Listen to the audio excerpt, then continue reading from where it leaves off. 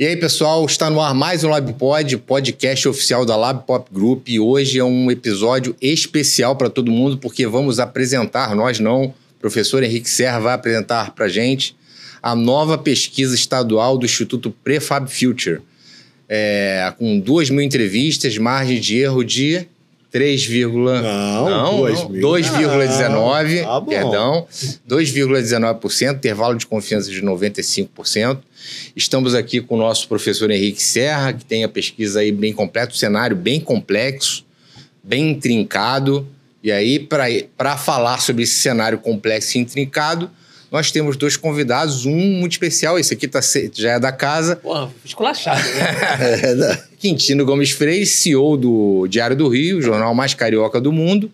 E aqui ao meu lado, o nosso amigo Ricardo Bruno, que é o CEO da Agenda do Poder, que é o portal de política mais influente do Brasil. Que prazer estar aqui entre craques. Você, professor Serra, Quintino, é um prazer enorme. Se você não aparece na Agenda do Poder, irmão, esquece. Troca porra, larga o mandato, porque você não é generosidade do mar. Tem que estar aqui. Mas vamos lá, professor Henrique, o que temos para hoje? Vamos conhecer os números. Como é que está o cenário? Conta pra gente. Então, Mário, como você mesmo falou, é um cenário bem interessante, obviamente, guardadas as proporções da distância que ainda falta para a eleição, né? Então, até por isso, a gente teve que colocar alguns cenários que as pessoas podem não ter cogitado de primeira, podem não lembrar alguns nomes de primeira, podem ter dúvidas sobre alguns nomes que foram colocados, mas a gente tentou pegar aqueles personagens que naturalmente já seriam postulantes aos cargos ou que em suas regiões estão bem avaliados, são relevantes na política das regiões.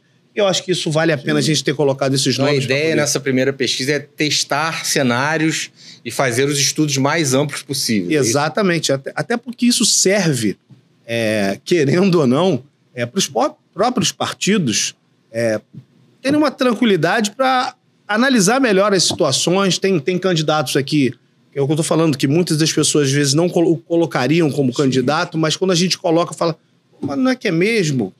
Esse cara realmente pode ter ali uma influência na eleição. Então a gente jogou um guarda-chuva para o alto, né? E eu acho que a gente tem muita informação interessante que pode começar a balizar a política do Estado. Agora, professor, essa é a primeira pesquisa a ser divulgada para o Estado do Rio. Exatamente. Não tem outras. Nem outro estado tem pesquisa divulgada já. Acho que nenhuma. É verdade. Aqui no Brasil, a gente está lançando a primeira pesquisa, o Instituto está lançando a primeira pesquisa para governador. Presidencial, teve presidencial. Estadual não. Então, estou curioso. Vambora. Vamos lá. Os resultados. Vambora. Vamos lá colocar o primeiro slide. Vamos pra frente. Vamos lá. Pode passar. Todo mundo ansioso. Aí a questão da metodologia, né? Que quem está acostumado com a gente entende bastante esse processo já, porque é uma metodologia que a gente usa bastante, né? Uma metodologia confiável, né? O Mário já passou, nós fizemos 2.000 entrevistas, quer dizer, uma pesquisa bem robusta, né? Dentro do estado do Rio de Janeiro. Esse número de entrevistas nos permite uma margem de erro bem pequena, né? 2,19%. Utilizamos aí mais de 20 entrevistadores, 21 entrevistadores, 2 supervisores. Quer dizer, a gente correu bastante o estado do Rio de Janeiro. 35 cidades e 80 pontos de coleta. 80 pontos de coleta. Então, realmente, foi um trabalho que a gente se esmerou, como sempre, né? Mas, é o que eu tô falando, a gente traz uma luz. A primeira luz... Olha a responsabilidade, hein, professor? Primeira luz sobre a eleição no Rio de Janeiro. A primeira pesquisa sempre fica mais marcada, né? A ponto de partida, né? Acaba que é um ponto de partida. Verdade. Vambora. A pesquisa pronto, acabou, não tem candidato? Pronto. Vamos lá? Vamos lá. Não, ali são dados, né? As especificações, a gente já falou sobre dia 8 ou dia 11, né, professor? Foi do dia 8 ao dia 11. 4 dias ali de Vambora, trabalho. Pode passar. Pode ir. Vamos lá. 53,8 feminino, 46,2 masculino. Realmente está dentro desse parâmetro. Mulheres crescendo cada vez mais. Aqui também ficando muito claro, né, que a população do Rio, como a gente já tem avisado, a população está envelhecendo. Né, então, cada vez mais, os eleitores têm uma faixa etária maior... Eu não sabia, eu confesso que estou surpreso de saber que jovens de 16 a 24 são só 10,4%. Graças a Deus. Caiu muito. Que o jovem. Hein? Muito. Caiu muito. Amém. Há um amadurecimento natural, a questão dos idosos e pessoas mais velhas vivendo mais tempo, Isso. né? E se colocando também um pouco menos gente no mundo, né? Pelas condições difíceis, né? Então, isso vem acontecendo. O Brasil, que já foi o país do futuro. Lembrando que esses parâmetros são parâmetros dentro da margem de erro dos dados oficiais. Sim, são todos dados oficiais. E a gente trabalhando em cima dos dados oficiais. Sim. Mas é bom para as pessoas terem noção de como está a radiografia etária do Estado. Ali o grau de instrução, né? 1,6. Só um detalhezinho. Essa radiografia etária, ela aponta para um resultado conservador. Porque se você tem 50% da população com mais idade, naturalmente esse contingente tende, em não tese, necessariamente, até porque eu acho que os jovens estão mudando um pouco. Bom, pode ser. Mas geralmente as mudanças... É interessante. São mais conservadores. Essa análise é interessante. Eu acho que é um estudo que a gente pode fazer mais para frente. Sim. Eu também vamos esperar eu percebo um conservadorismo hoje maior na juventude do que nessa fase aí dos 40. Os jovens estão cada vez mais conservadores. É curioso isso. E os mais velhos estão mais liberais. Né? Mandavam os jovens amadureceram. A faixa de renda, né? A grande parte aí está dentro. O Quintino e o Ricardo estão aqui, ó. Esse é o seu pelotão, né? E aqui, realmente, a grande faixa de renda é de uma três salários. Aparece mais de 20, né? O professor Henrique nem aparece. Estou aqui atrás. Vamos lá. Importante a gente analisar hoje o crescimento dos evangélicos, né? Cada vez mais. Obviamente que a gente está colocando aí, dentro desse parâmetro, as diversas denominações, né, do meio evangélico. Tá? O meio evangélico não responderia por 30, alguma coisa?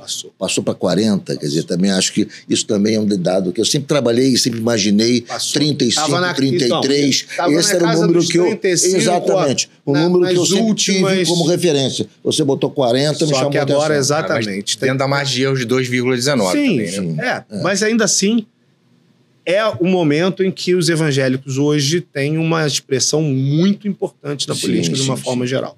Né? Seguido dos católicos. É um Estado eminentemente cristão, né? Se você juntar evangélico, católico, não tem religião, mas crê em Deus. E até o espiritismo ali, cristão, kardecista, se você for olhar, exatamente. Uma característica do Estado ser cristão. Bom, pode passar. Pode voltar? Não, pode ir dar uma zoada no Quintino. Então volta. Não, pode ir. Deixa pra lá, a piada já passou. Vamos lá. Em sua opinião, qual é o maior problema do Estado do Rio de Janeiro? Eu acho que isso não causou surpresa para ninguém nesse momento, né? Pesquisa é o que a gente fala. Pesquisa é retrato de momento, né? E não tem dúvida nenhuma que a segurança é o retrato desse momento. O que vocês acham? Eu particularmente, eu achava que o número de segurança seria até maior. Eu achei até baixo. Você ter quase 4%, porque não sei qual é o problema, né? Televisão, tudo falando. Isso aí é lá perto da tua casa. Essa galera não via problema nenhum. Também mas o número de... Segurança e saúde, eu acho que são os dois temas que você acha que esse número de segurança... Eu não sei avaliar agora. Sabia que era o tema predominante. Não sabia avaliar se passava de 50 ou não, mas eu sabia que, obviamente, é o tema predominante. E o segundo tema é saúde pública, que sim, é um problema histórico. E houve momentos, quer dizer, do ponto de vista nacional, eu não digo do Rio, em que saúde quase se equiparou à segurança, até ultrapassou quando você pergunta nacionalmente qual é o maior problema, em algumas regiões a saúde era o maior problema. Hoje, a segurança está avançando em todas as regiões. E no Rio nem se fala. Né? E a gente tem aí, então, uma pauta preponderante para a campanha. Sim. Novamente, né? Com o Witzel a pauta foi segurança. Foi? Naquela época foi? 2018? Foi? Desde Moreira a pauta é isso que eu ia dizer, desde Moreira. Moreira dizia que ia acabar com a violência em 6 meses. Isso vem desde Moreira Franco. Sim, mas agora eu acho que, diante do descontrole da segurança pública... Você me lembrou da Operação Mosaico. Lá com a violência, realmente um prazo curto. Marcelo Alencar teve... E eu era pequeno, me lembro. Daqui a pouco tu vai dar aquela declaração que tu deu 2 anos atrás que o Rio de Janeiro era seguro. Eu lembro. Longe, O Rio de Janeiro, você acha que as regiões são seguras? Eu, como venho longe, cobri a campanha do Moreira, repórter do Globo, e me lembro de uma música da campanha dele que falava, na verdade, o Colagrossi, na época, foi o cara que participou da produção da campanha e tal, e ele que desenvolveu, junto com o compositor, aquela música que falava em combate à violência, exterminar a violência em 6 meses. Era o slogan central da campanha de Moreira. A campanha mais também foi mirada em segurança, com a eficácia do governo. Meu nome é Trabalho, né? Meu nome é Trabalho. E aí ele falava sobre a violência. Tinha um prazo curto para acabar com a violência do Rio. Eu acho que o segredo é pegar um candidato que não fale de segurança. Aí esse resolve. Vai dar certo. Vai bombar esse cara. A questão de política e corrupção ali foi como um terceiro tema. Só que eu acho que é importante citar isso, né? Política, gestão, corrupção, que era um tema que já foi também um pouco mais citado ultimamente e caiu, porque realmente a segurança tomou. E todos os outros problemas, alguns são tem áreas específicas, por exemplo, água e esgoto. Em vários locais que faltando água, um calor desse, a população na hora vai dizer, meu problema pior é água. Essa pesquisa foi feita enquanto a estação Guandu estava em processo de manutenção. Então, alguns lugares estavam sem água. Queria fazer uma observação rápida do ponto de vista até antropológico, né? Nós fizemos muitas pesquisas nas eleições municipais e a corrupção, ela foi lá para baixo. Ou seja, existe de fato uma diferença muito clara do ponto de vista de pautas e de pensamento entre a eleição ao governo do estado, presidencial, e a eleição à prefeitura municipal. É bem diferente, o olhar do eleitor é diferente. Os eleitores já olham, quantos governadores presos? Já pensa, vou eleger um penitenciário. Não, até por isso. É porque é o segredo. Já resolve metade do problema. Vamos lá. Você aprova a gestão do governador Cláudio Castro? 40%, 40,6% não aprovam, 23,6% aprovam e 35,8% não souberam, não quiseram, não deram sua opinião. Esse indeciso, né? É porque eu acho que aí ele não está só o indeciso, né? Ali a gente é muito direto. Desconhecimento. Entendeu? Tem coisa muito misturada. A gente fez uma qualitativa aí numa cidade do Noroeste Fluminense, recentemente, e tinham vários grupos que as pessoas não sabiam o nome do governador. Quer dizer, passou esse tempo todo o governo não sabia o nome do governador. Você não sabe o nome? Não sei o nome. Mas sabe que isso não chega a ser um problema? Porque em São Paulo o prefeito se reelegeu e muita gente falava, qual é o prefeito de São Paulo? Falava Eduardo Paes. Não, mas eu tô falando isso justamente por esse número aqui. Porque engloba... Que a pessoa não sabe nada sobre ele. Engloba o indeciso. Não sabe nada sobre ele. Né? E para ele é bom isso. Né? Para o Cláudio Castro, isso aqui é bom. Né? Agora, o número dele é ruim. Isso que eu ia falar. É bem ruim. A avaliação... dele, né? Avaliação ruim. Mas eu acho que o que atrapalha o Cláudio Castro, a meu ver, é a segurança pública. Não há outra questão. Não tem segurança pública, corrupção. Eu acho que o tema central na minha avaliação é a segurança pública. Eu acho que não... Você falou em corrupção, assim, qual é o grande caso de corrupção no lugar? Foi o Proderj. Foi na eleição, no processo eleitoral. Mas no curso da gestão dele não tem nenhum caso. Acho que o Carioca já está tão cansado. Não tem nenhum caso. Bom, mas é uma exposição. Eu acho que sim. O que atrapalha, na minha avaliação, o Cláudio Castro, que se ele resolver, se ele conseguir de certa maneira... Minimizar, resolver não é o caso da expressão, não vai resolver. Mas se ele conseguir minimizar, ele já ele salta um pouco a aprovação dele. Eu acho que... o problema todo é que a gente não consegue enxergar esses espaços. Não enxerga uma solução, né? É difícil. É uma coisa complicada. Eu acho que ele também tem ciência disso. Quer dizer, se ele conseguir melhorar a segurança pública, a aprovação dele sobe... Não tem dúvida. De maneira instantânea. Tem uma coisa, Ricardo, que a gente já participou de vários podcasts avaliando o governo Cláudio Castro, e que eu já pontuei algumas vezes, que é o fato de, ao longo da história dos governadores, e você, inclusive, foi secretário de Estado, sim, né? Você também foi. Nós fomos. E aí, o governador, quando vai falar de segurança, ele bota a cara todo dia, ele comenta um tiro que um inocente tomou na rua, uma bala perdida, ele vai... Mas o Cláudio Castro não faz isso. Ele não aparece... Mas falar da DPF, eu não sei se pro eleitor... A DPF vai entender que a DPF é a culpa da crise de... Não, porque essa questão da DPF cai na bolha do bolsonarismo que ele quer agarrar. Né? Mas a DPF, embora seja um discurso político, é um problema prático. Quer dizer, hoje todos no Rio são contra a DPF. O Eduardo Paes é contra a DPF, já se manifestou contra. Felipe Santa Cruz, foi presidente da OAB, é contra a DPF, porque todos entenderam que a DPF dificulta o combate ao crime. Não é a única razão. Não é. Obviamente que não é. Obviamente que não é a única razão, e se a DPF for alterada ou for, digamos, suspensa por uma decisão do Supremo, não vai mudar muita coisa, mas vai facilitar um pouco mais a operação policial. Você não pode ter que avisar a 30 entidades, instituições, quando você vai fazer uma operação. O grande problema da DPF é isso. Quando você vai fazer uma operação, você tem que avisar 18 entidades. Avisar a Secretaria de Saúde, avisar a Secretaria Estadual de Educação. Ou seja, tanta gente é avisada que é impossível você efetuar uma operação policial sem vazar.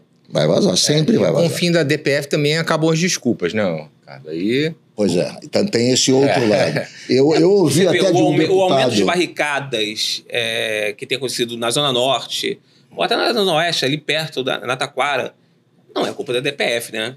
Você não precisa avisar ninguém para evitar que uma barricada chegue. Se você tiver uma ação policial constante, não vai ter barricada. E um ponto óbvio, né, que todos vocês concordam, né, é a impunidade, é a justiça. Prende e solta sempre. Enfim, isso aí já até dá um cansaço, né, Ricardo, de falar sobre isso, cara. Teve um caso recente, o cara tinha 39 passagens, uma delas por latrocínio. Não estava preso. Não, isso é inadmissível. Vamos? Vamos nessa. Vamos lá. Eita. Caramba. O governo Lula, no momento, está desaprovado por 66,3% dos entrevistados. Aprovação 23,4%. E não sabe, indeciso, 10,3%. Situação... É bem ruim do primeiro. Grave. Eu acho que pesou a questão também do PIX, que toda essa discussão do PIX. E dos alimentos também. E a inflação dos alimentos. Quer dizer, isso são os dois fatores que pesam contra ele de maneira decisiva. E toda a onda do PIX, que ele enfim, todo o mal entendido, e também a condução errática do governo na questão do PIX, que, enfim, em algum momento falou que ia controlar, que ia ser algo que seria posto sob a lupa nos órgãos de controle do governo, amedrontou. Bom, aí foi capitalizado pelo Nicolas. Mas eu digo, o fato é que foi um erro do governo, tanto que voltou atrás. Pesou de maneira preponderante e, obviamente, que também a questão da inflação dos alimentos, que você tem os índices macroeconômicos não estão ruins. Você reparar, por exemplo, não estão. Se você pega o PIB, está crescendo, o desemprego reduziu. Só que isso não pesa na cabeça das pessoas. O que pesa é no final do mês, na hora que vai pegar a carteira. Não é o PIB cresceu, mas o que isso tem a ver com a minha vida? Eu quero saber o que tem a ver com o meu dia a dia. Vai sobrar dinheiro no final do mês. É isso. Pegou, né? É isso. Tá caro, não compra. Aquilo foi quase como brioches. Tudo isso vai esbofeteando o povão. É lógico. No ano passado, a gente fez uma aquária em Belo Horizonte. Eu fiz questão de montar um grupo só de pessoas das comunidades de Belo Horizonte. Sim. E já existia uma decepção com o Lula em Belo Horizonte. E a gente começou a enxergar que todo lugar que a gente ia, rodava pelo Brasil, quando a gente fazia grupos de comunidades ou grupos de pessoas mais carentes, tinha uma decepção com o Lula. Então tá pegando diretamente no público-alvo do Lula, né? O público-alvo do Lula é esse. Sim. Né? E esse número no estado do Rio de Janeiro, se isso aqui fosse um número nacional, né, Quintino? Seria metástase, né? Impeachment. Mas é aquilo que a gente fala, né? É uma situação que nós ainda estamos há muito tempo longe. Muito tempo. É verdade. Isso aí é um retrato exatamente do nesse momento. Pode mudar. Sem dúvida. A gente já viu muitas... Né, o próprio Fernando Henrique antes do Plano Real. Eu acho que pode mudar, mas dificilmente no Rio vai mudar a ponto do Lula disparar. Pode ser, mas assim, eu acho que pode melhorar.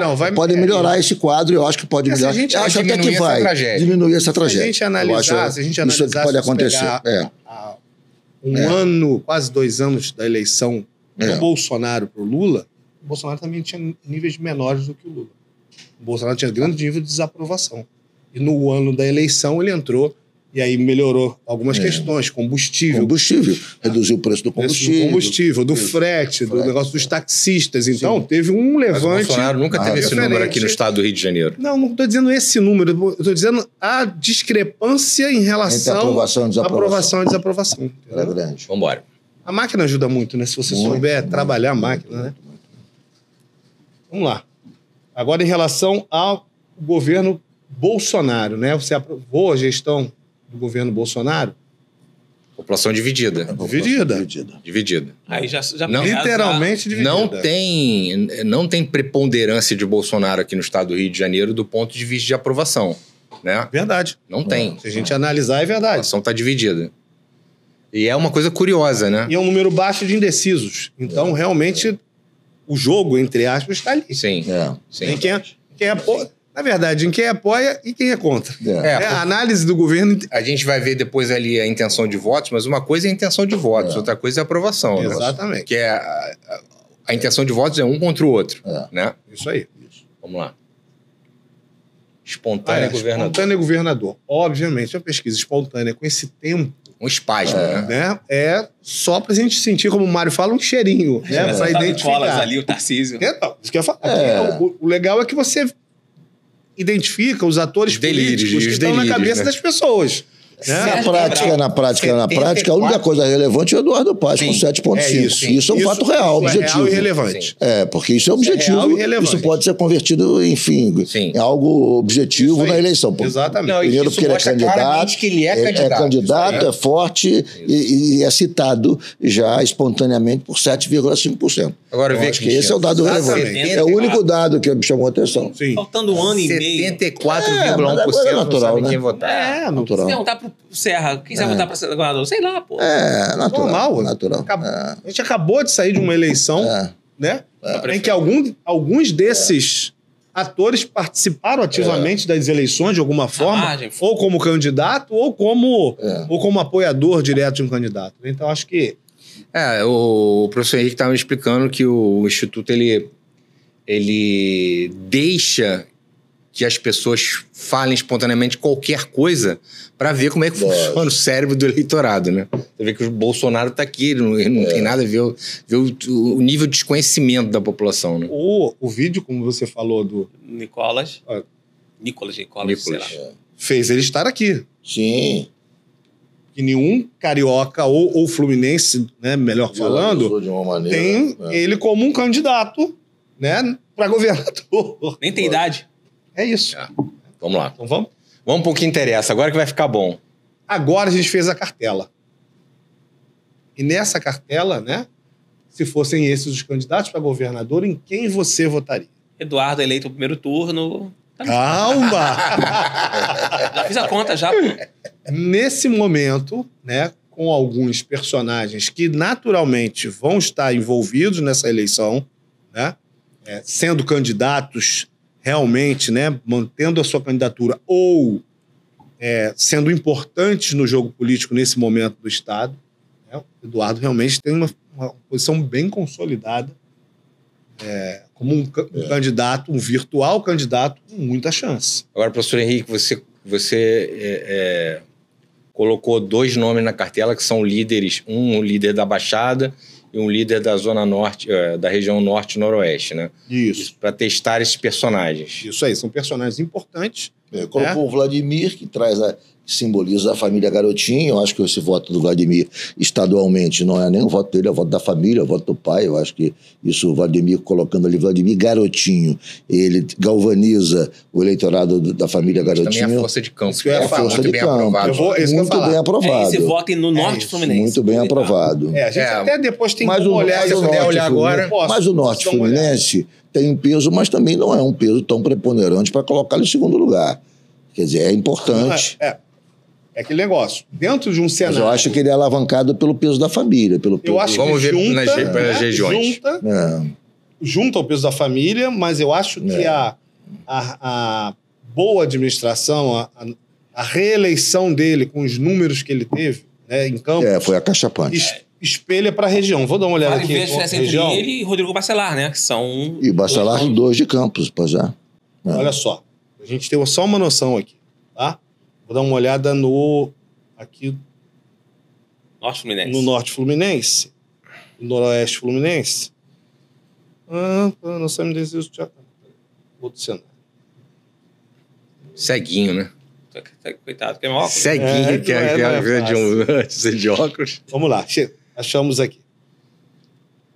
Noroeste Fluminense. Vamos pegar essas duas figuras? Vladimir e o Washington Reis, para mostrar como é que... O Bacelar, como né? é que é a diferença. Bacelar. E Bacelar. Que é de bom. Campos também. Vamos lá. Washington Reis, primeiro. Que ali tem a região metropolitana, que é a força da Baixada Fluminense. Baixada. Ele tem 7,4, tá? Na Baixada. Sim. Né? Essencialmente. É um peso grande. Um peso grande. Peso né? grande. O Vladimir na Baixada tem 3,4. Aí eu acho que aí o garotinho aparece. É a família. É a família. Na Baixada. Por isso que eu acho que para ter 3,4 da Baixada, é a família. Entendeu? É a Sim. força do garotismo na família. E o Bacelar tem 3%. Onde? Na região metropolitana. Mas o que Inclui ele a tem? Baixada Os Fluminense. 3% que ele tem aí, né? Agora vamos olhar no Norte Fluminense. Norte e Noroeste, né? Primeiro o Norte, depois eu dou uma olhadinha no Noroeste. Até porque o Norte realmente tem mais pujança do que o Noroeste. Mas vamos lá, no Norte Fluminense que tem Campos no meio. O Vladimir vai a 33,6%. Tem mais que o lado baixo. Sim. O Washington vai a 0,8%. Não é a área dele. Né? Não é a E região o dele. Bacelar, que é De Campos. de Campos, né? 6,4%. Muito ruim pro Bacelar, né? Se ele quer ser candidato, o lugar que ele é teoricamente mais É conhecido. o quintal dele, né? Aí, Mas a no candidatura Noroeste, do Bacelar vai ser construída. Ela Sim. não é uma candidatura que o peso individual vai ser determinante ou não. Sem dúvida. Ela vai ser exitosa ou não a partir da construção política. Opa, derrubei aqui. A partir da construção política que ele fizer. construir, tem que ter uma base, se né? ele fizer. Não, se ele fizer uma boa construção, ele pode. Se ele se tornar, digamos, o candidato do Bolsonaro, com apoio de grupos, se ele aí eu tornar da que- centro-direita, ele pode ser competitivo. Aí eu quero levantar aqui uma questão Muitas condicionantes. Se começar... Mas aí eu quero levantar uma questão importante aqui. Eu queria ouvir todos vocês. Sim, Cláudio Castro, candidato ao Senado. sim. Tem que sair, certo? E senta a Pampolha. Senta a Pampolha. Ele vai ser candidato a governador. Tudo indica que sim. Certo. Ele sentado, ele não tem... Sentou, foi candidato a governador. Como é que vai ficar o Bacelar nessa conjuntura? Eu acho, pela informação que eu tenho, pelo que eu já conversei com os dois, não haverá dupla candidatura. Se um for candidato, o outro não será.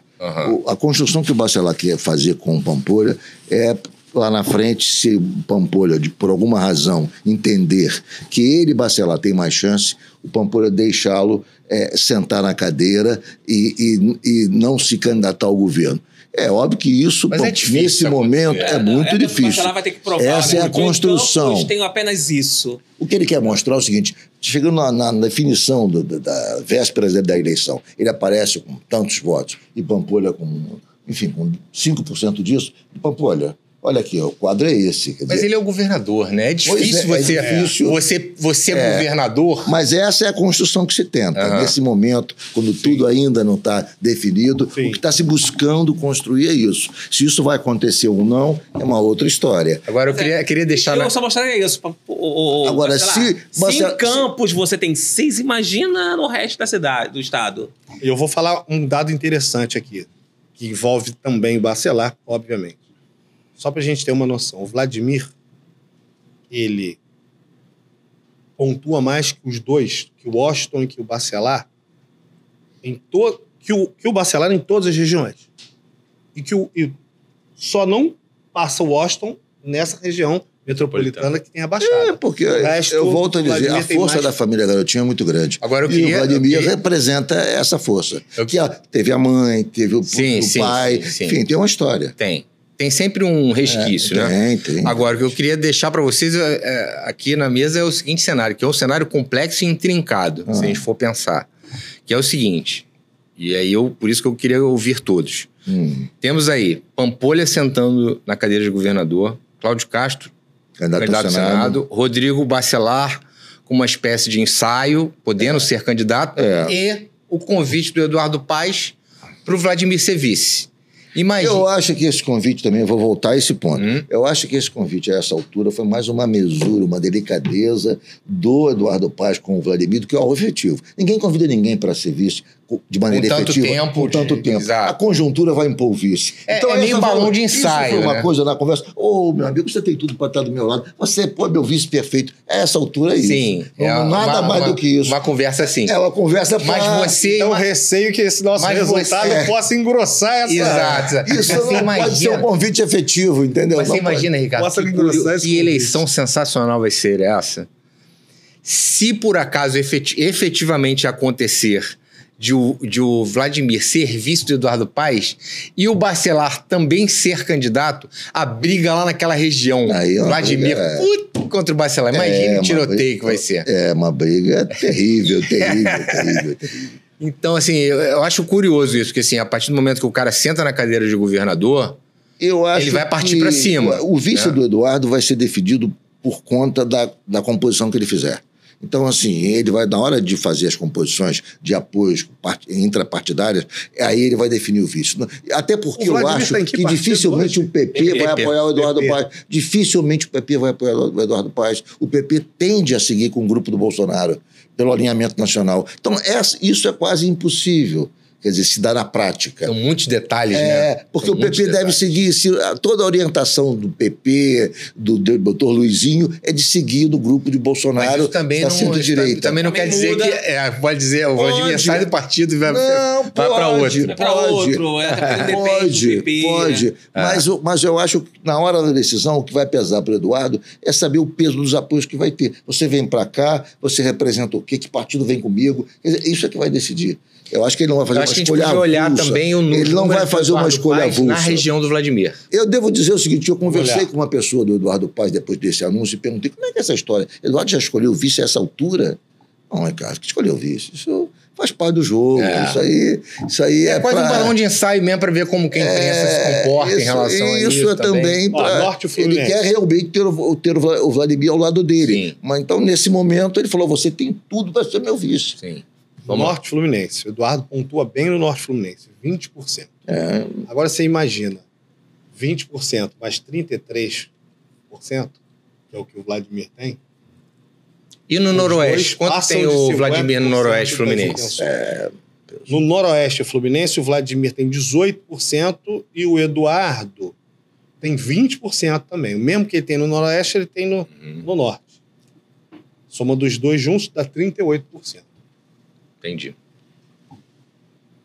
Eu acho que tá longe ainda, mas são números bem interessantes, né, Mas isso mostra também que o Vladimir ele é um líder na região, sem dúvida, nesse momento. Sem dúvida. O Bacelar e os dois são ele transpôs campo. O Bacelar, o TCE vai ficando mais palatável. Sim. E eu acho que veio de uma eleição também que teve um arranca-rabo lá em Campos. Teve vários. E o Vladimir, no final, saiu como grande vitorioso da eleição. Sim. Acho que também contribui para ele essa visão. O Bacelar tem alguns desafios para transpor, né? E o principal desafio é o cara que vai estar sentado na cadeira de governador. E ele ter se dedicado de maneira, quer dizer, quase que diariamente a esse trabalho com o Thiago Pampolha. Se reuniram, têm conversado diariamente, já se reuniram 300 vezes. Ele é uma figura antipática. Eu não conheço ele pessoalmente. Eu não conheço, mas você de ver, você tem uma antipatia. Eu não tenho, eu discordo. Você conhece. Eu discordo. Tem gente que conhece dele e fala, poxa, ele é ótimo, ele é uma gente... Eu acho o Eduardo, o Bacelar é uma figura simpática, não vejo assim. Óbvio que ele confronta muito. Óbvio que, às vezes, ele é muito peremptório, tem esse estilo de confrontar duro, que ele até, digamos, se orgulha desse estilo. Ele diz claramente, olha, essa é a minha posição, eu sou pão, queijo.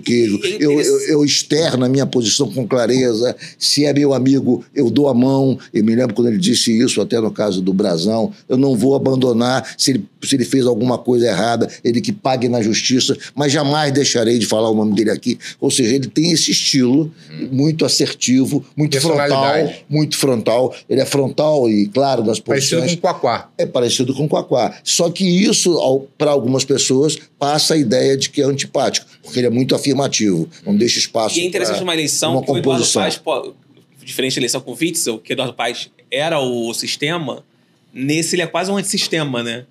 o antissistema estadual. O Eduardo. O Eduardo pode vir com essa ideia. Não, o Bacelar, o Pampolha, olha, tá com essa alergia, com esse pessoal que tá no estado há tantos anos. E o que é... Com essas mesmas pessoas. O que é bem transparente, não sei se vocês repararam, imagino que sim, que são todos muito conectados com política, que Eduardo Paes se assumiu pré-candidato, escolheu a segurança pública como uma pauta dele do mandato de prefeito. Do mandato de prefeito. Ele está, inclusive, se dedicando a isso e já disse também que essa vai ser uma das pautas principais da gestão dele atual. Ele vai tratar disso como tema central da gestão, como prefeito. A ideia dele é abraçar...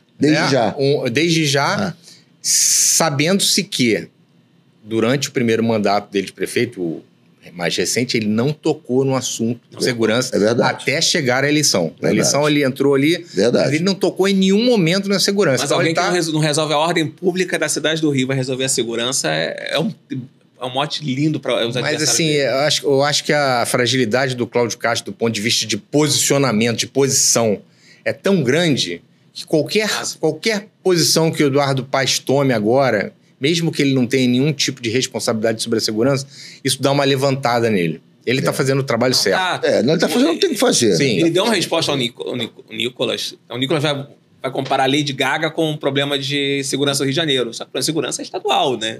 E ele fala, teu pessoal que está ali. Né? Então... jogo político, né? Mas interessante também, o professor Henrique, é o Washington Reis. Que é um personagem pontual, é significativo isso aqui, né? Sem dúvida. Esse o Washington Reis é outro cara que eu também não conheço pessoalmente. E mostra a força dele nessa região, principalmente. É isso aí. Voto popular, né? Sem dúvida. E o Pampolha e o Bacelar ali brigando, né? Com números próximos, né? E uma coisa interessante que pouco não sabe, né? E repara que esse equilíbrio é mais um elemento para dificultar essa escolha. Sim, exatamente. Porque eles estão, os dois ali, um dos dois será candidato. Estão absolutamente equilibrados. Então, isso é mais um elemento a dificultar a decisão dos dois. Seguinte, com nesse momento, eles estão, entre aspas, o Rodrigo está numa posição isso que eu ia falar. Politicamente acima. Né? O Rodrigo Bacelar está com visibilidade de mídia, ele é o presidente da LERJ. O Pampolha está meio de lado, né? Em sua base eleitoral, uma parte da Zona Oeste. Isso aí. 2 vereadores, né? Fez o Rodrigo Vizeu e o... tem um outro também, foram 2, sim. Fez 2 vereadores. Do ponto de vista de visibilidade, o Rodrigo Bacelar, muita visibilidade, tinha dentro E vice não nem de dentro de praça, dentro do governo do Estado... O Pampolha perdeu um espaço, né? Perdeu musculatura. Então, agora está retomando um pouco o espaço. Ele se recompôs com o Cláudio Castro, até porque Cláudio Castro entendeu que precisa sair, que ele vai ficar, que ele vai sentar, então se entendeu novamente com ele, chamou uma conversa, hoje estão se dando bem. Tudo na conversa. Eu acho que há perspectiva, inclusive, de eventualmente ele assumir alguma secretaria, brevemente. E eu tô falando, com esse cenário, nessa aceitar ou não, também é uma pecinha do tabuleiro, né? Não, tem que aceitar. Eu não sei se ele vai aceitar. Depende da secretaria, depende do que. Exato. E Fabiano Horta, né? Que é o representante de Maricá, o ex-prefeito de Maricá. Isso aí. E também eu achei significativo o número dele, né? Ele tem aprovação muito grande em Maricá, né? Naquela região. Uma região... Zona leste, né? Ali ele é muito bem aprovado. E é uma região que, por mais que Maricá não seja uma cidade populosa, mas ela cria um espelho para São Gonçalo, que é próximo, e outras cidades. É que o Fabiano faz política só para Maricá. Sim. O Fabiano nunca teve a preocupação de se projetar além das fronteiras de Maricá. Isso não é... Todo político, com a qual é diferente dele e outros, querem ter uma projeção regional ou estadual. O Fabiano nunca se importou com isso. Ele não gostava de dar entrevista para veículos que não fossem de Maricá. Enfim, o foco, o objetivo dele sempre foi Maricá. Curioso isso. Voltado exclusivamente a Maricá. O que dá a ele uma aceitação enorme. Saiu de lá com aprovação de 90%, mas também dá a ele pouca visibilidade fora dos limites da cidade. Então o Fabiano tem essa característica que para a cidade ajuda, mas para a construção de um projeto regional dificulta. Antes de passar para o senhor, vocês me permitem? Eu queria deixar uma outra coisa na mesa, olhando essa cartela. Em 2018, nós tínhamos o Eduardo Paes numa posição privilegiada nas pesquisas, né? Sim. Números próximos disso aqui. Disparado, mas aí veio o Witzel. Veio o Witzel e Pru.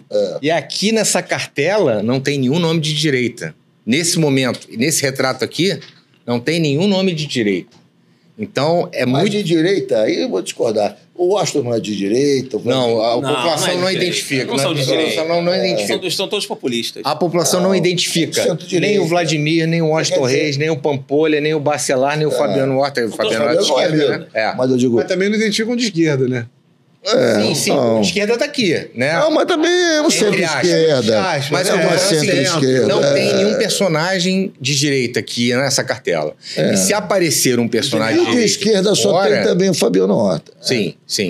De esquerda tem. E tem o representante do Lula é o Eduardo Paes. Mas ele não é de esquerda. No ele não imaginário da Mas é um população... centro-esquerda, No né? imaginário da população... Você é ele não... bolsonarista, né? Eu não Você sou bolsonarista, é nunca trampista. fui. Eu nunca fui. Não. Você tá tarifa. Vamos lá. Vamos lá. Rejeição. Eduardo Paes, né? Se fossem esses os candidatos para governador, em quem você não votaria de jeito nenhum. Então, realmente, é rejeição. Assim como existe, Ele é muito conhecido. né? É lógico. A exposição também A traz exposição traz rejeição. rejeição, É lógico. natural, né? E então, Eduardo com 22,6%, Washington com 13,8%, Vladimir com 13,4%, Bacelar com 5%, Thiago 4,1%, Fabiano 2,6%. 30,7% não conseguiram identificar, não tiveram uma resposta. É interessante, é menor que o número de quem votaria, né? Em relação Em quem votar. sim, Tem mais indecisões sobre o... em quem rejeitar. Até porque, realmente, se a gente for olhar assim, óbvio, Eduardo está em mandato. Mas os outros estão em seus mandatos regionais, mas acho que não são figuras polêmicas de falar assim, Ninguém acompanha a Nerd, né? não suporto esse. Não se criou uma rejeição Sim. para os outros capaz disso influenciar num número alto. Né? Não tem ali um personagem que possa dizer assim, não, ele é um antagonista de um grupo. Sim. Ou, como a gente acabou de falar, Flávio Bolsonaro. de direita e esquerda, exatamente. Não há nenhum ali que possa dizer, não, de jeito nenhum, esse eu não voto. Né? O Eduardo, por estar no governo do Rio já pelo segundo mandato, tem uma rejeição. Segundo mandato seguido, né? Mas Ele pode realmente ter uma população rejeição. já abreviou os dois entendeu? primeiros. Sem dúvida. Sem dúvida. Não tem memória política, a não. rejeição é mais ou menos proporcional à aprovação. Repara que o Rodrigo e Pampolha tem 3, ali tem quase 5, 4, Sim, 5. sim. Os dentro dois da ali margem tem. de erro ali, praticamente. O Vladimir tem o quê? 5, alguma coisa? E próximo do Washington, que tem 4. E deve ser a rejeição que você falou, a família, né? Também a família. E é o governo.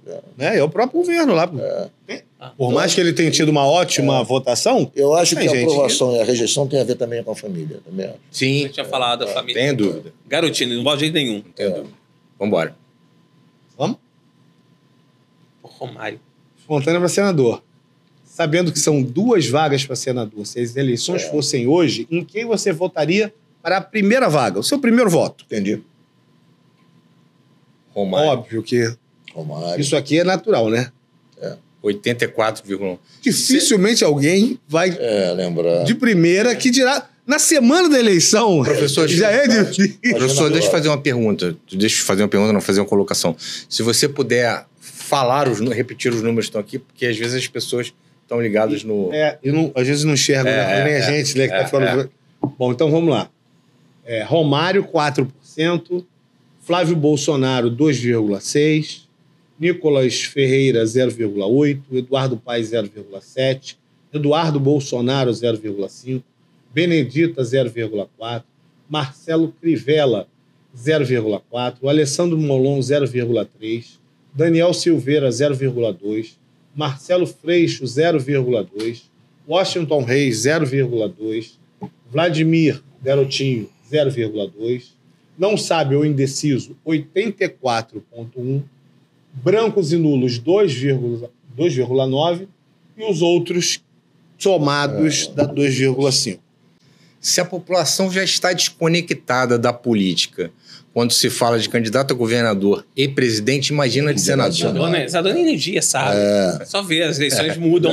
Chega na hora, o cara olha, e agora, o que eu faço? Na eleição, no dia da eleição. Ele entra olhando até pro chão, porque ele não lembra do...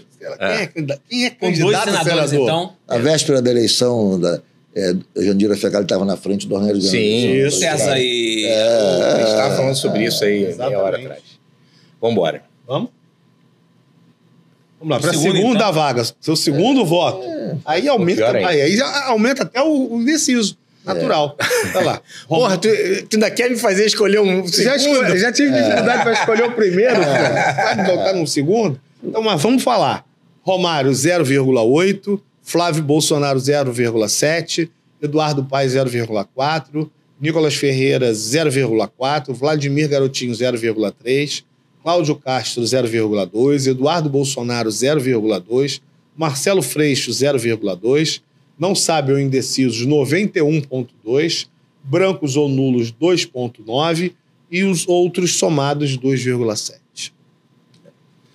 É realmente uma pergunta que às vezes é uma maldade. nem Coitada, sabe a quem pessoa vai deve votar. quebrar, deve fritar o cérebro para pensar isso na rua, né? difícil, é difícil.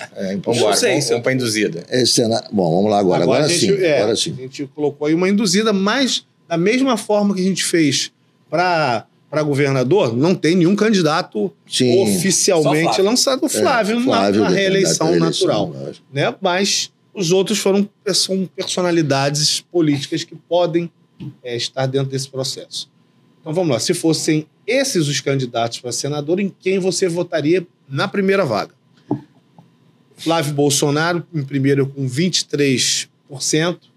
Depois, Cláudio Castro, com 14,4%. 11,4. Desculpa, 11,4%. 11,4%. Ceguinho, né? De lado, ainda por cima. Benedita da Silva, com 10,8%. 10,8%. Garotinho, com 8,7%. Alessandro Molon, 5,7%. O Tony de Paula, 2,3%. Carlos Portinho, 1%. Não sabe o indeciso, 20,3%. Brancos ou nulos, 16,8%. Obviamente que cai o número de indecisos quando a gente coloca nomes, né? Acho que a coisa mais relevante disso é o sentimento que eu já tinha, que a pesquisa confirmou, é que a segunda vaga vai ser disputada entre a esquerda e a direita. E que Cláudio Castro tem chance. Sim. Quer dizer, ele está disputando. E a esquerda tem um nome também. Ou seja, a primeira vaga é do Flávio. Sim. E a segunda está em disputa entre os grupos de Flávio e o grupo de Bolsonaro e Lula. Ou seja, está claro na pesquisa e também que Cláudio está no jogo e pode ser o vencedor. Sim. Até porque ele tem a máquina. Você vai dizer, não, mas a Benedita pode ter o apoio do governo federal? Também pode. Mas nesse momento aqui, com ação local, você tem um governo do Estado, a máquina, a estrutura, os partidos. Ou seja, Cláudio tem grande chance de ganhar essa eleição para o Senado. Sim. Quer dizer, mas ela é disputada. A do Flávio não é disputada. A do Flávio é uma eleição que... A do Flávio não é uma eleição disputada. É vaga certa. Agora, um movimento interessante, Ricardo, é o seguinte, é o Flávio Bolsonaro abraçar o Cláudio Castro e falar assim, galera, esse aqui é o segundo, tá? De certa maneira, começou com aquele podcast que Exatamente. os dois fizeram aquele podcast para ver se ele vai despertar... bater ou não no judiciário, né? Porque vai ser a pauta da direita, a diminuição do poder do judiciário. Ele não vai bater no judiciário nunca. Ele não vai bater nunca. Eu acho que a situação... Isso pode prejudicar ele. Se tiver outro candidato de direita... Eu acho que o Cláudio... A questão da eleição, nesse caso específico, é por eliminação. O cara que é mais conservador, ele vai olhar para a cartela, para o cardápio de candidatos e vai falar assim, cara, quem é o candidato de direita? É o Flávio. Quem é o segundo? Se não aparecer aí no sábado aqui... o Cláudio faz assim, né?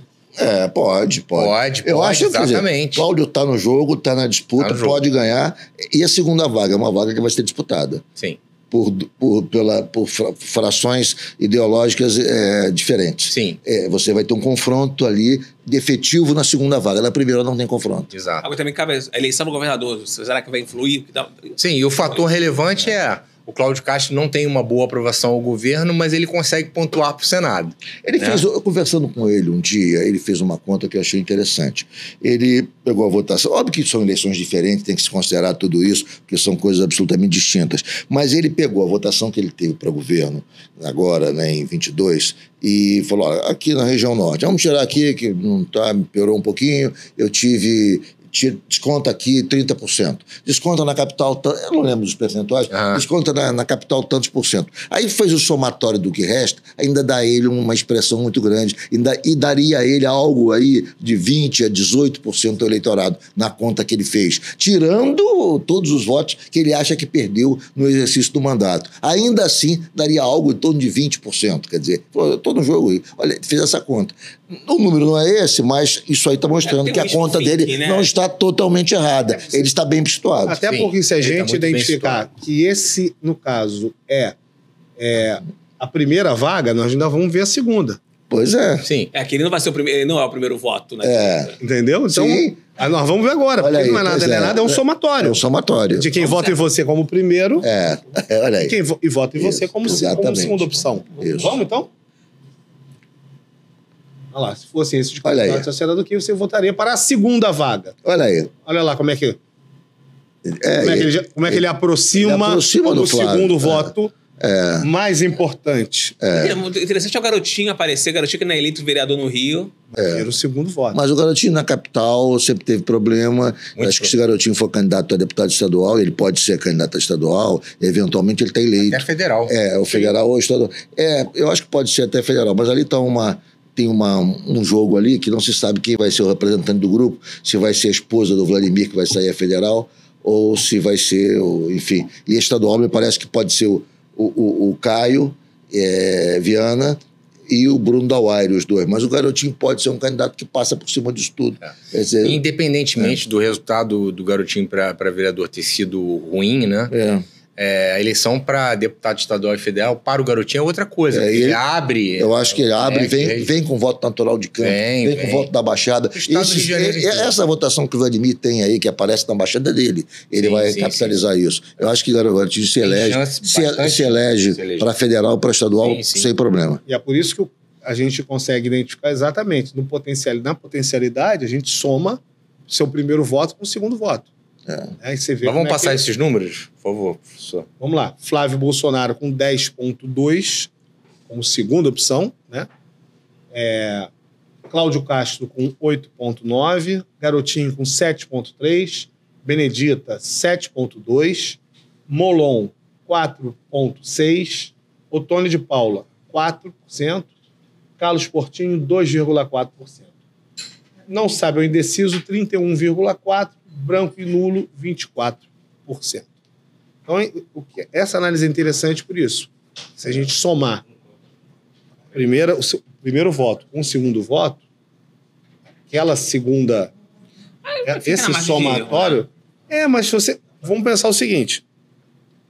Eu tenho o meu primeiro voto e tenho o segundo voto dessas pessoas aqui. Então, como são duas vagas... Mas ainda fica naquela Benedita e Cláudio Castro... Lembrando, Cláudio é governador, Benedita... Enfim, tem muita coisa, é isso que eu estou falando. Mas há um cenário de disputa. De real disputa. Real disputa da segunda vaga. E a gente tem que lembrar o seguinte, que a coisa mais importante da disputa ao Senado a eleição ao Senado é historicamente imprevisível aqui no estado do Rio de Janeiro. Qualquer coisa pode acontecer. É verdade. Eu acho que... Segunda-feira abre os portões do interior. Se Cláudio Castro tinha dúvida de sair do governo para se candidatar, agora não tem mais. Eu acho que depois que ele tomar conhecimento dessa pesquisa, ele não terá mais dúvida. Eu acho também. Eu vou falar uma coisa para você. Eu me surpreendi quando vi os números com o professor Henrique. Eu me surpreendi pelo fato do Cláudio Castro ter essa rejeição, mas...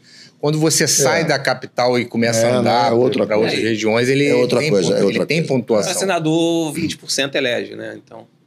Vamos nessa. Vamos? Rejeição. Se fossem esses os candidatos para o senador, quem você votaria? Baixa a rejeição do senador. De jeito nenhum. Olha que curioso, a aprovação do Cláudio Castro é baixa, é aprovação alta, e quando você vem para não votar de jeito nenhum, ele está em quarto. O que mostra que ele pode crescer ainda mais, que ele tem potencial de crescimento, tem pouca rejeição, Então, assim... Que coisa, né? Que o eleitorado maquina as coisas, né? Garotinho tem enorme rejeição, que a gente sabe Vamos que lá, tem. vamos lá, professor Isso Henrique. aí. Bolsonaro tem aprovação e rejeição alta. Então, vamos lá. Garotinho, 24,3%. Não votariam. Não votariam, né? Tem rejeição de 24,3%. Flávio Bolsonaro, 23%. Benedita da Silva, 11,1%. Cláudio Castro, 10,3%. Alessandro Molon, 4,1%. Otônia de Paula, 2,2%. Carlos Portinho, 1,2%. Não sabem indecisos, 19,4%. Que não rejeitam nenhum, 4,4%. O que será do Portinho, Ricardo Bruno? Eu acho, ele diz que vai ser candidato de qualquer maneira, que ele vai sair do PL se não der a legenda, e não vão dar a legenda a ele, que ele vai ser candidato. Eu argumentei com ele, você não é melhor ser candidato a federal? Não, mas eu não estou preocupado com o mandato, eu sou candidato em qualquer situação. É o que ele diz. Entendi. Se não for pelo PL, serei por outro partido. Entendi. Então vamos. Vamos? Espontânea presidente. Isso aí. Se as eleições fossem hoje, em quem você votaria para presidente? Bolsonaro disparado. 30,5% Jair Bolsonaro, 16,4% Lula, 1,2% Ciro Gomes, 1,2% Tarcísio de Freitas, 0,9% Nicolas Ferreira, 0,7% Michele Bolsonaro, 0,5% Eduardo Paes, 0,4% Gustavo Lima. E você? 0,4% Pablo Marçal, 0,2% Marina Silva, 0,2% Simone Tebet, não sabe ou indecisos, 40,1%. Brancos e nulos, 5%, e outros candidatos somados, 2,3%. Isso mostra claramente a força do Bolsonaro no estado do Rio de Janeiro, né? E o Lula com um número menor do que ele costuma ter. Né? E um número que, teoricamente, as pessoas falam que o Bolsonaro tem. 30%. Vamos ver na... Vamos para a Induzida na induzida. Assim, Vamos para a induzida. Na induzida, Bolsonaro 41,2%, Lula 21,8%, Pablo Marçal 5,4%, Ratinho Júnior 3,0%, Romeu Zema 1,5%, Ronaldo Caiado 1,4%, Eu sempre votando no candidato que está pior posicionado. Branco nulo 14,2%, não sabe ou indecisos 11,5%. Mais uma vez, lembrando que a gente colocou alguns candidatos... Esse é o cenário 1, né? Que eu estou vendo que você tem um outro cenário. Porque Bolsonaro, para testar outro nome, seria interessante. Exato. Ele está inelegível, né? A gente, só para assim, pontuar, principalmente a questão do dele. Ratinho Júnior, do Caiado, do Zema, que são atores políticos importantes, regionais, né? Que, de alguma forma, ou se colocaram, ou quem está ao entorno dele os colocam para serem candidatos. Eu achei o Ratinho Júnior aparecendo com 3% até... Eu não conheço nessa... do Paraná. Acho que é a ligação do pai. Pai. E muito bem aprovado no Paraná. Mas... O pai. Além da aprovação do Paraná. Mas isso realmente reflete menos. Isso é muito curioso numa possível candidatura do Ratinho Júnior, porque associa, assim como o Vladimir associa ao garotinho, Ratinho Júnior também associa ao Ratinho apresentador. Né? Isso aí. Segundo cenário, sem Bolsonaro. Segundo cenário, sem Bolsonaro. Vamos lá. O Lula já assume. Os candidatos presidentes, quem você votaria? Lula, 20,6%. Pablo Marçal, 12%. Você vê que o Lula continua no mesmo patamar, então é uma votação sedimentada nele. Ninguém consegue crescer. É a partida.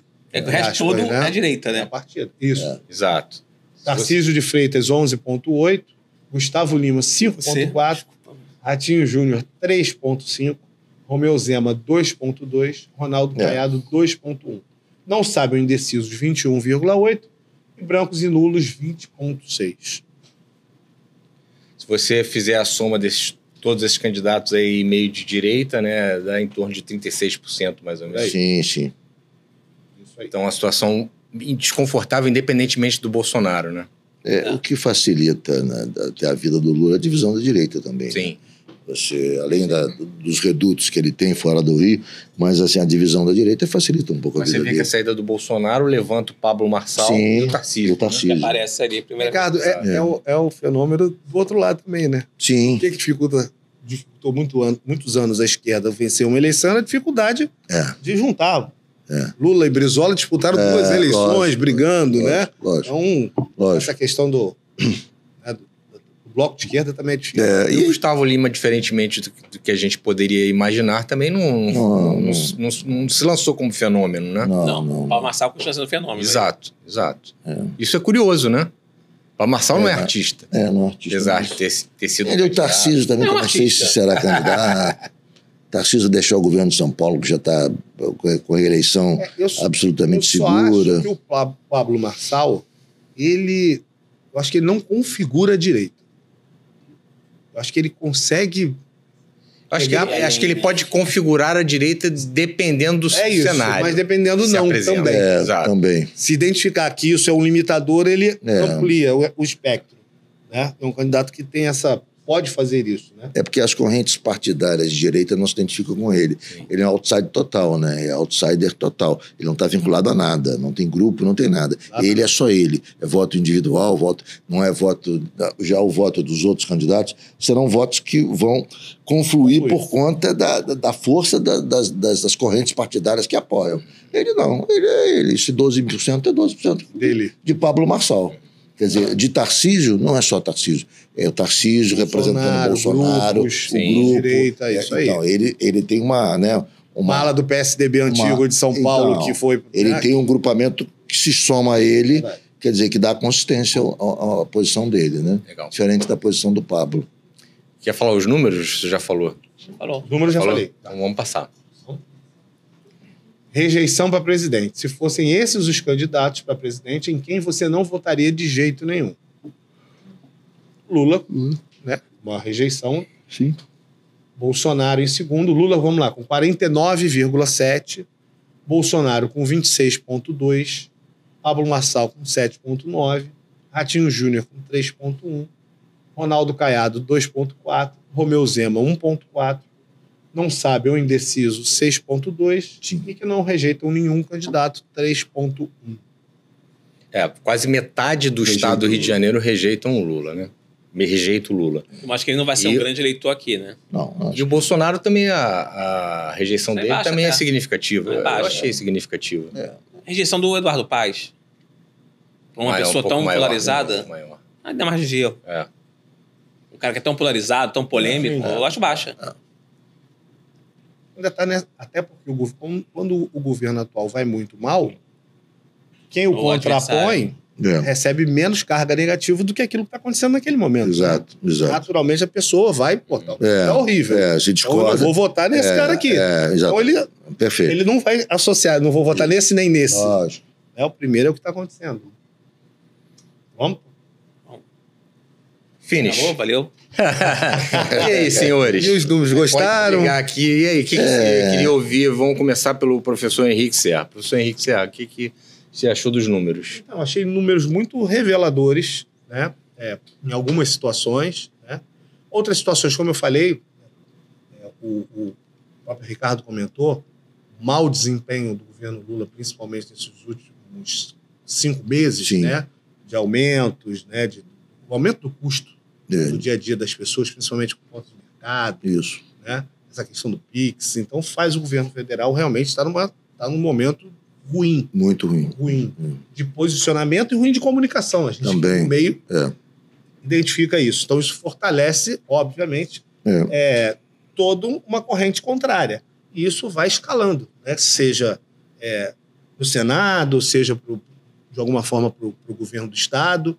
Então, acho que nesse momento, realmente, a organização que hoje é contrária ao governo, né, que a gente fala hoje da direita, né, tem números melhores em todos os cenários, se a gente for olhar aqui, em todas as disputas. Sim. Tá? Tirando essa questão que eu realmente não coloco o Eduardo Paes como nem direita, nem esquerda. Muito pelo contrário. Eu acho que o Eduardo Paes, exatamente, ele consegue transitar nos dois campos. Nos dois campos, né? Ele não vai para os extremos, mas ele consegue transitar pelos dois campos. Por isso eu acho até que ele tem esses números mais palatáveis, tanto em relação a rejeições, como ele se colocando para as próximas eleições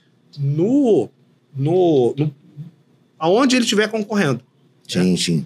A gente consegue identificar isso. É o candidato para o governo do Estado que parte na frente, pelo grau de exposição, E por agora, como o Mário também comentou, por uma estratégia, obviamente, falar sobre segurança é o que dá Ibope nesse momento. Se você trouxer esperança para a população, que você pode, de alguma forma, contribuir para melhorar esse sistema de segurança ou acabar com essa insegurança de alguma forma, ou diminuir, melhor dizendo, ele começa também a trabalhar isso até antes dos outros. Agora que eu percebi, o Cláudio Castro, essa semana, deu uma entrevista, quer dizer, nesse momento, o Eduardo ainda saiu na frente com um tema tão importante quanto é a segurança para aqui, para o Rio de Janeiro. Sim. Eu acho que essa pesquisa traz esses elementos, né? Traz essas questões pontuais, por exemplo, da figura do Vladimir Garotinho, pontuando muito bem, não só na região dele a gente esperava, mas tendo esse reflexo até da família em outras regiões da cidade. Washington Reis mostra que é forte, né? Principalmente na região metropolitana, com a força da Baixada Fluminense nesse conjunto de municípios, né? E, como vocês bem analisaram, existirá uma disputa, na verdade, quem será o candidato a disputar com o Eduardo Paes. Sim. Qual será o candidato que vai disputar com o Eduardo Paes? Eu não vejo, assim, 3 candidatos disputando. Não, 3 candidatos Eduardo são inviáveis. Que vai ser alguém uma que eleição de um turno, né? Professor, pode se tornar. Professor Henrique, pesquisa nacional Prefab está previsto? Como é que estão os... Estamos nos preparando em breve, se Deus quiser, né? Se as coisas acontecerem da forma que a gente está organizando, muito em breve nós vamos ter uma primeira pesquisa nacional. Eu acho que vai ser a primeira pesquisa nacional também. Não, essa já teve. Já teve agora? Teve. 3 ou 4. 3 ou 4, Serra não está acompanhando. O nacional. Ele fica só fazendo uma pesquisa. Me perdi nessa. Poxa, quem fez? Quem fez? A Quest fez. Tá. Quest. A Atlas fez também, a Quest fez. Pelo menos 2 eu me lembro. Nós vamos fazer, então, a primeira pesquisa presencial. Isso. Pessoas sendo entrevistadas na rua. Presencial. Mix, né? Meio presencial, meio telefônico, meio internet, meio não sei o quê. Então, a gente não. A gente é na rua, falando com as pessoas, né? Escutando as pessoas, batendo papo. Quintino Gomes Freire, CEO do Diário do Rio, jornal mais carioca do mundo. O que você achou da pesquisa? Quais os seus comentários finais? Muito pro Lula, né? Não precisa falar, mas eu acho que é a primeira pesquisa para governador feita para essa próxima eleição. Eu acho que a questão principal é o candidato adversário do Eduardo. Eu acho que está melhor para o Pampolha do que para o Bacelar. O Bacelar é mais conhecido, teoricamente mais conhecido na região dele, né? Então poderia estar mais bem posicionado que o Pampolha, que é um desconhecido. A eleição para o Senado aberta, mas muito mais favorável para o Cláudio do que para qualquer outro nome. O Lula não vai ser um grande eleitor para puxar a Benedita ou não do PT. O Cláudio vai ter a máquina, se fizer um acordo bom com o Pampolha ou com o Bacelar. Se dessa vez, acho que está quase... Por mais que falte 1 ano e meio, a eleição para Senado está quase que definida. Ser Flávio e o Cláudio, principalmente se ele for abraçado pelo Flávio, pelas igrejas evangélicas. Acho que é isso. Acho que são as principais coisas. E Bolsonaro bem, que me surpreendeu tão bem assim. Não está polarizado ali na rejeição e a aprovação dele. Ele está muito bem no Estado. Então isso é melhor ainda para o Cláudio, né? Que puxa o nome dele. Sim. Ricardo Bruno, CEO da Agenda do Poder. Eu odeio CEO, cara. Isso aí, fundador, criador. Isso é melhor, né? Acho mais nobre. Do portal mais influente do Brasil de generosidade política, do amigo. Se você não está na Agenda do Poder, esquece. Que nada. Desiste do mandato. Imagina. Pesquisa mais. Obrigado por você ter vindo. Sei que você é um cara... agradeço por ter me convidado. Foi um prazer estar aqui. Na primeira vez ele puxou entre vocês. Foi um prazer enorme estar aqui entre vocês. Assim, eu achei a pesquisa, do ponto de vista nacional, óbvio que a situação do Bolsonaro, do Lula é ruim no Rio de Janeiro, mas nós temos que transpor a pesquisa para a realidade fática. O Lula, no quadro atual de candidatos possíveis, é quem está na frente. porque o Bolsonaro não é uma candidatura possível, está inelegível. Então, se você considerar que o que você apresentou, um quadro é próximo da realidade, o outro quadro é absolutamente abstrato. No quadro real, o Lula está bem, porque é o quadro real, é o mundo real. O outro, quer dizer, é uma hipótese. E na hipótese, o Lula está mal, o Bolsonaro está na frente. Mas isso é só uma hipótese, que não se confirma na prática. Quando você transpõe e traz e apresenta um quadro que é factível, e nesse quadro o Lula está na frente. Então, assim, isso é um dado que tem que ser considerado, porque, óbvio que se Bolsonaro fosse candidato, a situação era diferente, mas até aqui ele não é candidato. Em não sendo candidato, eu não vi ninguém incorporando o voto dele nessa pesquisa aqui no Rio. Ninguém se apresentou como incorporando esse eleitorado do bolsonarismo. E isso está favorecendo o Lula está na frente. Nessa hipótese, na hipótese do Bolsonaro não ser candidato. Então é um dado que, por mais que ele não esteja bem, por mais que o governo esteja desgastado, por mais que o PIX tenha aniquilado a imagem do governo, por mais que a inflação dos alimentos esteja descontrolada, ele ainda tem esse trunfo, que entre os nomes possíveis, elegíveis, ele está na frente. No Rio, que é um território adverso, que não é um território dele, nunca foi. Sempre foi o Nordeste, já foi até, não é mais, já foi. Bom, então essa é a minha consideração em relação à eleição nacional. Em relação à eleição estadual, confirmou a vantagem de Eduardo Paes, a vantagem disparada do Eduardo. Obviamente que ele está na frente hoje. Eu acho que o outro candidato só pode ser alguém, tem que juntar esse grupo todo. E eles têm consciência disso, Pampolha, Bacelar, todos dizem o seguinte: não poderemos nos apresentar divididos. Quer dizer, todos se dispõem a renunciar, digamos que, só hipoteticamente, que Pampolha insista em ser candidato, Bacelar não será candidato. Por mais que queira, não será. Porque ele tem consciência de que se os dois forem candidatos, estão inviabilizados desde já. Sim.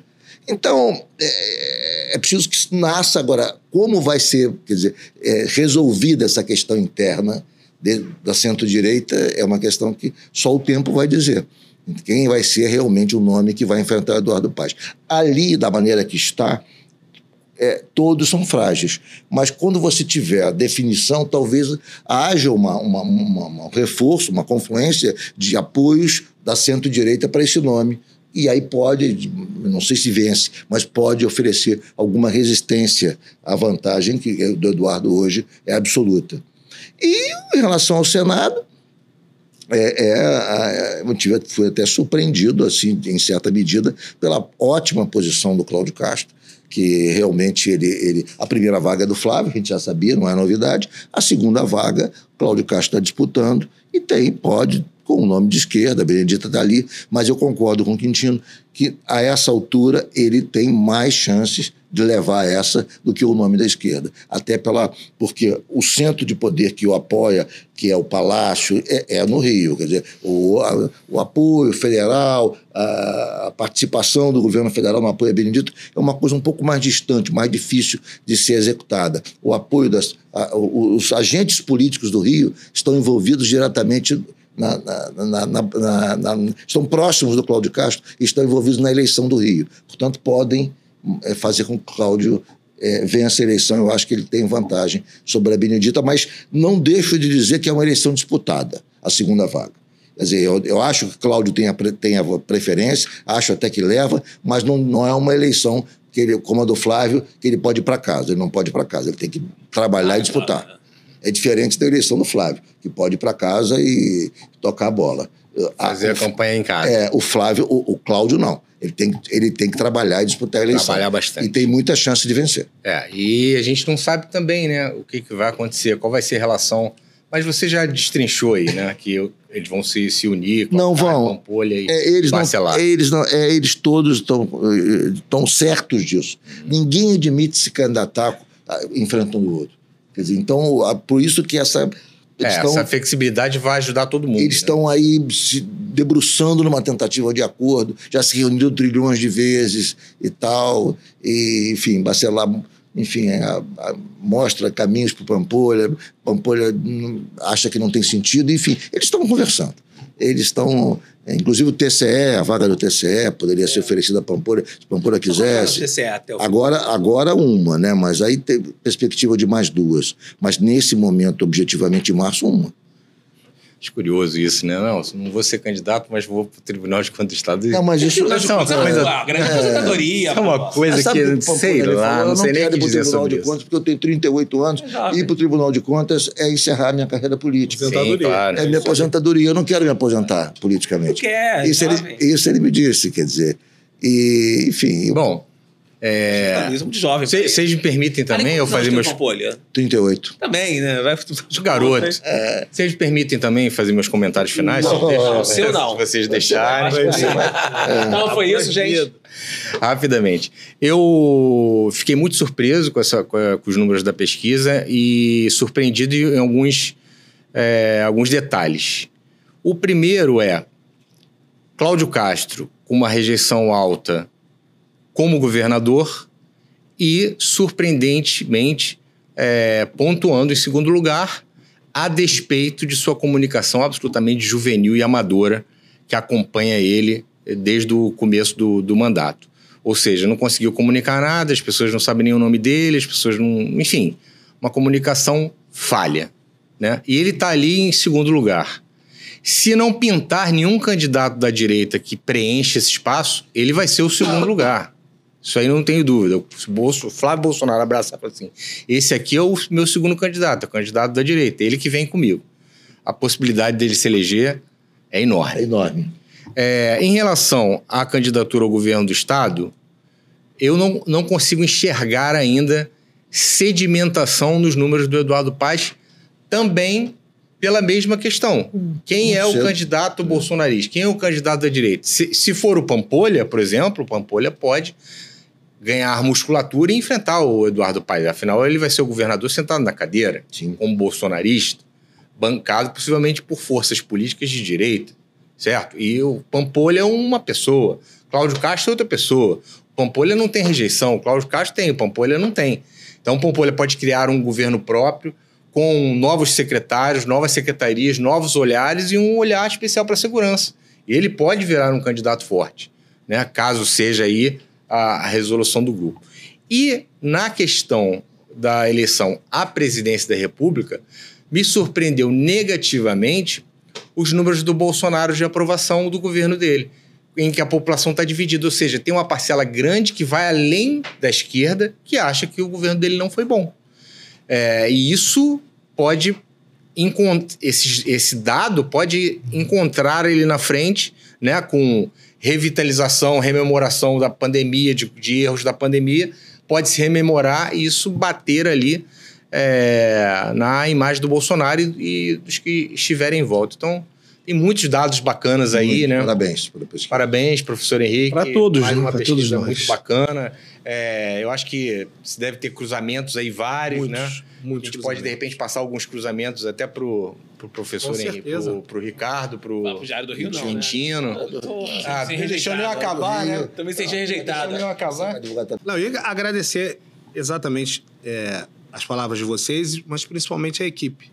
Né? Eu sempre faço questão de agradecer a equipe da Prefab pelo profissionalismo, né? Pela dedicação dos supervisores, dos entrevistadores, né? Dos nossos colaboradores, né? De quem faz o campo, né? Do Franz, do João Nonato, que também trabalha na nossa análise. Só heróis. Só gente de primeira linha que nos ajuda e nos dá credibilidade. Eu acho que os frutos que a gente colhe hoje é muito ligado em relação ao trabalho, ao profissionalismo desses amigos hoje, né, profissionais que trabalham na Prefab. Parabéns, professor. Fico feliz de ver esses dados e esses dados esclarecerem muitos pontos para a gente, né? Todo mundo vai para casa com muitas reflexões. Parabéns pelo trabalho. É isso, gente. Muito obrigado, Ricardo. Muito obrigado, Quintino. Muito obrigado, professor Henrique. Chegamos ao fim de mais um LabPod especial. A primeira pesquisa, como bem lembrou o Quintino, a primeira pesquisa ao Estado do Rio de Janeiro para governador, senador e presidente. A gente está muito feliz aqui de transmitir esses números para vocês, para reflexões de todos. E até a próxima.